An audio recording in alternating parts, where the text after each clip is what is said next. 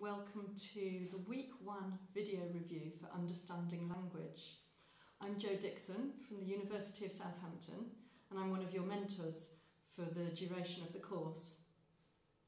This is the 7th time that we've run Understanding Language and I'm delighted to say that over 3,500 of you have joined our learning community this week and others are joining all the time.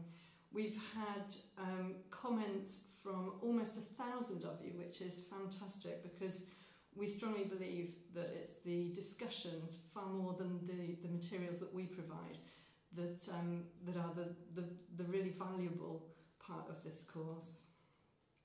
Most of the discussions this week are in Week 1, are on the topics of the Week 1 materials, but of course you can work at your own pace, so some people have already started discussing Week 2 and Week 3 topics. Before anyone goes too far, I don't think anybody's finished yet, I'd just like to point out that you do need to upgrade if you want to get a certificate of participation. Upgrading also gives you unlimited access to the course materials after the course ends. And if you want any of you to reuse any of the course materials in your own teaching and training contexts, please go ahead, download them and do what you like with them. So we're coming towards the end of the first week. So I've tried to pick out some of the interesting comments and conversations that I've seen relating to the Week 1 materials. I will miss some. We've had roughly 4,500 comments in total, which is fantastic, but it's an awful lot for us mentors to keep up with. So apologies if you don't get a mention. All your comments are very much appreciated and valued. We've had a lot of activity this week, of course, in the introductory steps with personal introductions from participants from all over the world with a fantastic range of experiences and knowledge as language learners and language teachers. People are joining all the time. So if you have been with us for a few days now, perhaps consider popping back to step 1.2 and have a look and see who's recently introduced themselves and perhaps reply to an introductory comment, say hello to somebody, help them feel welcome. We discussed what language is at the beginning of this week and you've contributed a variety of metaphors and descriptions. Language is a bridge, language is a tool, language is culture, language is identity. It's a mirror of the speaker's background. I like that one. It's a set of conventions or codes. Language has power and can be destructive or creative. I think that's an important point. Thank you, Inna from Ukraine. I think that's particularly important in these days of global online communication and social media, to remember that your choice of words can be destructive or constructive. In step 1.7, we discussed meaning. You'll see a pinned conversation in that step. So if you go back to step 1.7, the pinned conversation will stay at the top of the comments, so it's easy to find. It's a conversation started by Elizabeth about how the meaning of words can change over time. And how certain words can be given different meanings by particular groups of speakers. So for example, Carolyn and Leah both have teenage children whose language their parents sometimes feel is like a secret code that they use to exclude others. So that's an interesting discussion that you might want to join in with if you haven't seen it yet. Several people pointed out that a speaker's intended meaning may differ from the meaning that people understand from it. Diana called this intent and impact.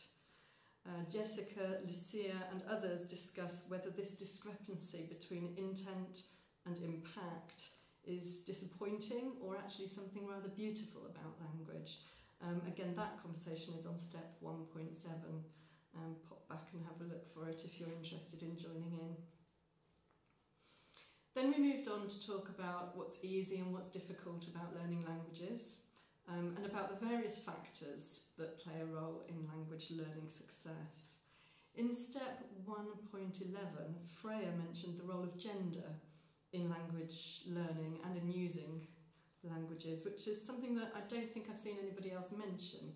I wonder if anyone else has a view on whether gender impacts language learning or how gender impacts on language learning.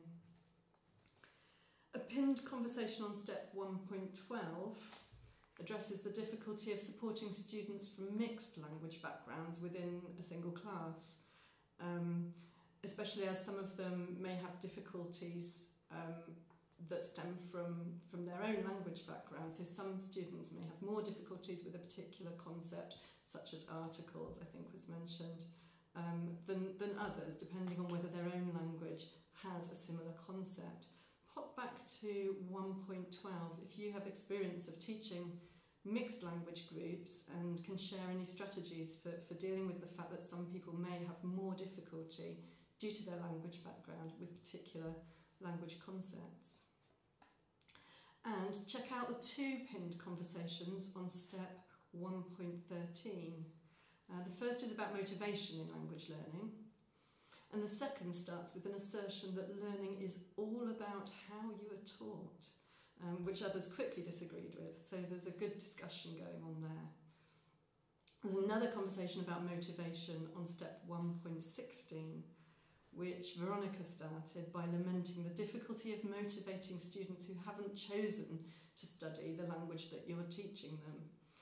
So keeping students motivated, I think, is always a big issue for language teachers everywhere. So keep sharing ideas about this. Looking forward to week 2. Next week focuses more on classrooms. We talk about classrooms as communities of practice, and we cover 2 approaches to language teaching and learning, in particular, task-based learning and teaching, and content and language integrated learning. You can, of course, continue discussing topics from week 1 if you wish, and don't forget to like comments that you find interesting. That brings them to our attention. You can also reply to comments rather than starting a new thread sometimes. In fact, my colleague Josh from the British Council made a useful suggestion in one of his posts this week. He suggests that every time you log on, you try to find at least one comment to reply to. If you reply to someone, they get a notification that someone's replied, which may prompt them to engage in further discussion with you. And in that way, we get a bit more interaction going and build a sense of community. So how about making that a rule for yourself? Each time you log on, see if you can reply to at least one comment. Okay, well, I look forward to lots more interactions with you all in week 2. And I encourage those of you who are just lurking at the moment, who haven't commented yet, to get in there and get involved in the discussion. Bye for now.